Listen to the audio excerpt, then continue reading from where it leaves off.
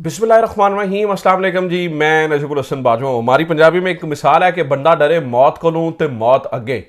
इस हुकूमत का हिसाब है वो ये डर रहे थे जस्टिस मंसूर अली शाह से, और मुझे लगता है कि जो काम शुरू हो गया है ये जस्टिस मंसूर अली शाह प्लस हो गया है। ऑब्वियसली 2-3 महीने हमें चाहिए एनालाइज करने के लिए कि जस्टिस याहिया अफरीदी साहब की क्या तरीकाकार रहता है, वो किस तरह से काम करेंगे, जस्टिस याहिया अफरीदी साहब की क्या प्रायोरिटीज हैं, क्या वो प्रेशर लेते हैं नहीं लेते। ऑब्वियसली जज करने में 2-3 महीने लगेंगे, लेकिन पहले ही दिन जो अहकाम जारी हुए हैं, जो चीजें हुई हैं, उनसे नाज़रीन कराम एक चीज क्रिस्टल क्लियर हो गई है कि जजेस के अंदर ना कोई इख्तलाफात हैं, ना कोई इस वक्त तकसीम बंदी है, ना कोई पार्टी बंदी है। और जो ये सोच रहे थे कि जस्टिस याहिया अफरीदी को चीफ जस्टिस बनाने से हम जस्टिस मंसूर अली शाह साहब और जस्टिस मुनीब अख्तर को साइडलाइन कर देंगे, ये दोनों जजेस इज्जत से मुस्ताफी होकर घर चले जाएंगे, हमारा रास्ता साफ हो जाएगा। बाकी जो है वो प्रैक्टिस एंड प्रोसीजर कमेटी भी अपनी, आईनी बेंच भी अपने, बंदे भी अपने, ये सारी चीजें हमारे हाथ में होंगी, हमारे कंट्रोल में होंगी और 5 साल के लिए मामला फिक्स रहेगा। इमरान खान जेल के अंदर रहेगा, जेल से निकलने की कोई उसकी सूरत हाल ही नहीं बनी। ऑब्वियसली जुडिशरी ने निकालना है। इससे पहले काजी फायज ईसा साहब रहे हैं तो अपीलें तक सुप्रीम कोर्ट के अंदर नहीं आई हैं, तो इमरान खान तो जेल के अंदर ही रहेगा। लेकिन 2 काम आज जस्टिस याहिया अफरीदी साहब ने करके शट अप कॉल दे दी है उस पूरे एक मास्टर प्लान को, जो पूरा एक मास्टर प्लान आर्किटेक्ट किया गया था, बनाया गया था कि यहां पे जुडिशरी डिवाइड एंड रूल, यहां पे इन्हें तकसीम करेंगे और इनके ऊपर रूल करेंगे। पूरे का पूरा जुडिशरी डिपार्टमेंट जो अदालती निजाम है वो हो जाएगा मुअत्तल। उधर से इमरान खान को फिक्स करके जेल में रखेंगे, आराम से डील शील जो भी करना होगा वो। नाज़रीन कराम पूरे का पूरा मास्टर प्लान पहले ही दिन फेल हो गया है। उसकी 2 वजूहात है, 2 ऑर्डर जारी हुए। और मैं आपको बता दूं, अगर सूरत हाल यही रही और चीजें इस तरह से रही तो फिर इमरान खान साहब तैयारी करेंगे वो जेल से बाहर आए। उसकी वजह यह है कि आपने ये देखा होगा कि काजी फायज ईसा साहब की मौजूदगी में इमरान खान की टीम ने जानबूझकर मामलात को डिले किया है कि सुप्रीम कोर्ट में ना जाए। अगर सुप्रीम कोर्ट में जाएगा तो पक्का पक्का ये मोर लगा देंगे ना, ठप्पा लगा देंगे। मिसाल देता हूं किस तरह से, बल्ले वाला मामला आपको याद है कि डिले था, पीटीआई उसको परसू नहीं कर रही थी। जाने से पहले जानबूझकर उन्हें लगाकर उसकी अपील भी रिजेक्ट की ताकि ये पक्का पक्का बाब ही बंद हो जाए।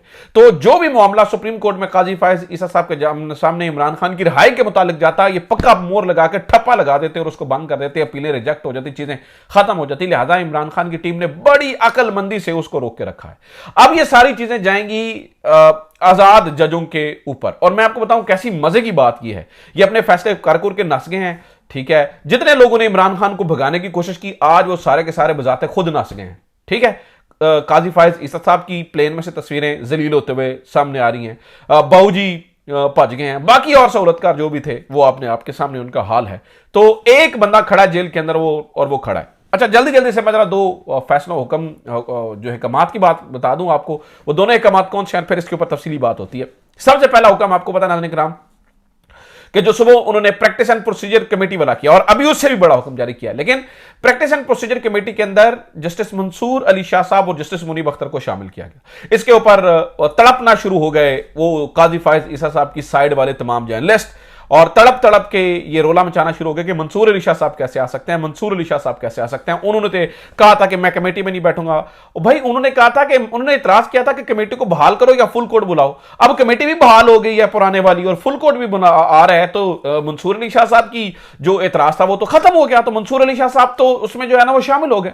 ठीक है, और अच्छा, ये जो तड़प रहे हैं ना काजी साहब वाले, वो खास जो है ना वो चुक्कू लिस्ट जर्नलिस्ट नहीं है, बेचारे भोंपू हैं, उनकी मैं वजह भी आपको आगे चल के सामने रख देता हूं वो क्या है। लेकिन वो पहला हुक्म जारी हुआ। अब दूसरा हुक्म नाज़रीन कराम ये जारी हुआ है जो कि मुझे लगता है कि ये हुक्म सुनहरे हरूफ में लिखना चाहिए। काजी फायज ईसा साहब के सारे दौर के अंदर एक चीज जिस पे मैं समझता हूं कि काजी फायज ईसा ने एहसान किया कौम के ऊपर, और वो बहुत बड़ा फैसला था। यकीन करे कोई भी, चाहे वो कोई आपका कितना भी बड़ा मुखालिफ हो, अगर कोई काम अच्छा करे तो उसकी तारीफ बनती है।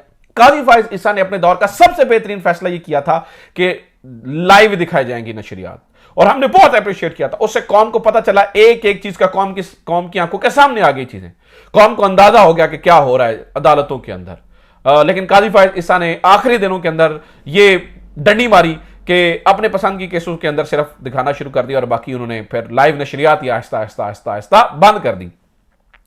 याहिया अफरीदी ने अपने पहले ही दिन जो दूसरा बड़ा हुक्म जारी किया वो ये है कि ना सिर्फ कोर्ट रूम नंबर 1 जिसमें ऑब्वियसली याहिया अफरीदी साहब होंगे, ना सिर्फ ये, बल्कि तमाम कोर्ट रूम्स की जितने भी बेंचेस बैठे होंगे सबकी नशरियात जो है वो लाइव दिखाई जाएं। और इस काम के लिए उन्होंने जस्टिस मियां मोहम्मद अली मजहर साहब को टास्क भी दे दिया है कि आप आज सारी चीजों को जो है ना वो कंट्रोल करेंगे। अमीनुद्दीन खान साहब को नहीं दिया, इस बात को ज़हन में रखिएगा। जस्टिस अमीनुद्दीन खान को नहीं दिया, बल्कि जस्टिस मोहम्मद मियां अली मजहर साहब को यह टास्क दिया गया है कि आप कोऑर्डिनेट करें और वो देखेंगे इन सारी चीजों को और ये इंश्योर करेंगे कि लाइव नशरियात जो है वो सारी जगहों के ऊपर जो है ना वो दिखाई जाए। अब यहां पर इंटरेस्टिंग चीज है, देखिए काजी साहब जो बैकफायर किया मामला वो ये था कि अवाम ने जब अपनी आंखों से देखा, जब कोर्ट रिपोर्टर्स मतलब बहुत शानदार रिपोर्ट करते थे लेकिन अधूरी चीजें होती थी ना, कौम ने जब अपनी आंखों से मुतसिब जज को देखा तो कौम खिलाफ होगी। अब ये जो फैसला है नाज़रीन किराम, मुझे ये लगता है कि ये शायद जो है ना वो पिछले फैसले से भी बड़ा फैसला है, ये पिछले फैसले से भी बड़ा फैसला है लाइव दिखाने वाला, और ये रेवोल्यूशन लेके आएगा। इंडिया में ऑलरेडी होता है कि जजेस जो है ना वो उनकी लाइव होते हैं, जिसका दिल चाहे वो देख सकते हैं। अब हम सब जो है वो, मेरे और आप समेत तमाम लोग जो है ना वो कोर्ट की जो कार्रवाई है वो हर एक अदालत की कार्रवाई और नशरियात जो है वो हम बराह रास्त देख सकेंगे, जो कि मुझे लगता है कि इससे बड़ा और कोई रेवोल्यूशनरी इकदाम नहीं हो सकता है। अच्छा नाज़रीन किराम, इनकी चीखें निकली हुई हैं, मतलब आपने देखना हो ना कि कोई जज ठीक काम कर रहा है या नहीं काम कर रहा, या उससे वो कितना बड़ा चेंज लेके आएगा। तो ये देखें कि जो उसके मुखालिफिन हैं, या खास तौर पर काजी फायज ईसा साहब या फिर भोंपू, यानी कि जो तर्जुमान है अनऑफिशियल भोंपू, वो क्या कह रहे हैं, जरा उनकी सुनिए वो क्या कह रहे हैं।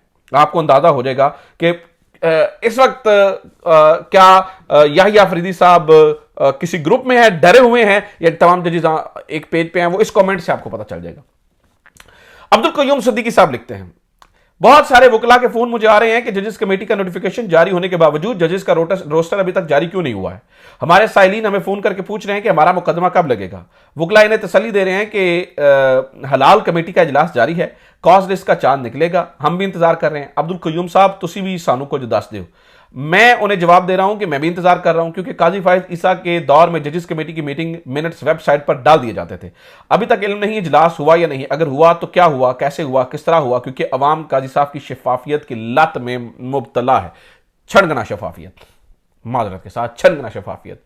अब ये जो मामला है ना, इससे आपको नजर आ रहा है कि जो उन्होंने पहले दिन ही जस्टिस याहिया के खिलाफ रिपोर्टिंग शुरू कर दी, आपको समझ आना चाहिए कि जस्टिस याहिया अफरीदी कहां पर खड़े हैं।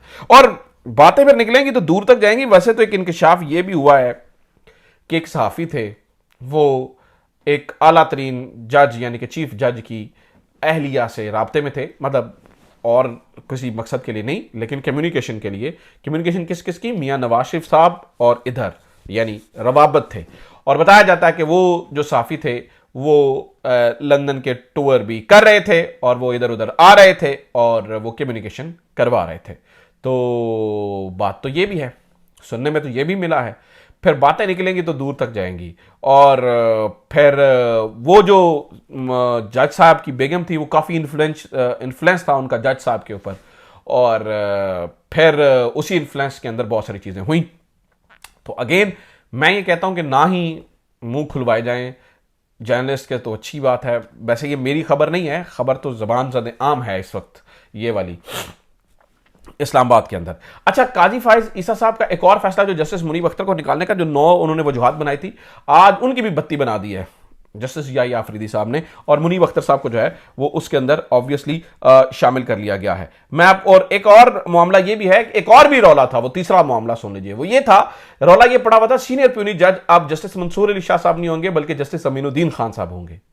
वो मोस्ट सीनियर जज होंगे, क्योंकि उन चीफ जस्टिस के बाद उनका नंबर आता है।